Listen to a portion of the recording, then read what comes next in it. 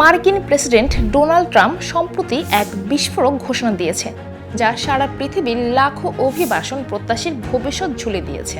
তিনি দাবি করেছেন, তৃতীয় বিশ্বের সব দেশ থেকে যুক্তরাষ্ট্রে অভিবাসন স্থায়ীভাবে স্থগিত করা হবে। তৃতীয় বিশ্ব মানে আসলে কি? ট্রাম্প তার পোস্টে তৃতীয় বিশ্বের সব দেশ থেকে অভিবাসন বন্ধের কথা বলেও তিনি নির্দিষ্ট করে কোনো দেশের নাম উল্লেখ করেননি। আর এতেই শুরু হয়েছে সবচেয়ে বড় অস্পষ্টতা। ঐতিহাসিকভাবে বললে প্রথম বিশ্ব বলতে মূলত পশ্চিমা উন্নত গণতান্ত্রিক দেশকে, দ্বিতীয় বিশ্ব কমিউনিস্ট সমাজতান্ত্রিক ব্লককে, আর তৃতীয় বিশ্ব এই দুই ব্লকের বাইরে থাকা আফ্রিকা, এশিয়া ও ল্যাটিন আমেরিকার উন্নয়নশীল দেশগুলোকে বোঝানো হয়েছে। আজকের ভাষায় যাকে বলা হয় গ্লোবাল সাউথ। বাংলাদেশের নাম এখনও নিষিদ্ধ তালিকায় নেই, কিন্তু প্রত্যক্ষ বা পরোক্ষ প্রভাবে বাংলাদেশেরাও ঝুঁকিতে। পারিবারিক ভিসায় বিলম্ব, স্বামী স্ত্রী, সন্তান, বাবা মা সব আবেদনেই বিলম্ব, তদন্ত, দীর্ঘ অপেক্ষা বাড়বে।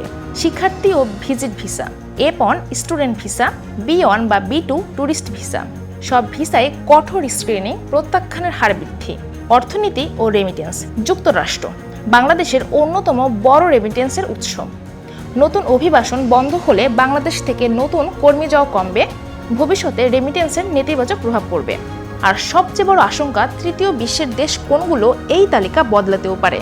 ট্রাম্পের এই ঘোষণা বাস্তবে কার্যকর হোক বা না হোক, এর আসল লক্ষ্য হলো সরকারকে কঠোর দেখানো, রাজনৈতিক আলোচনার দিক ঘোরানো, অভিবাসীদের মধ্যে ভীতি তৈরি করা।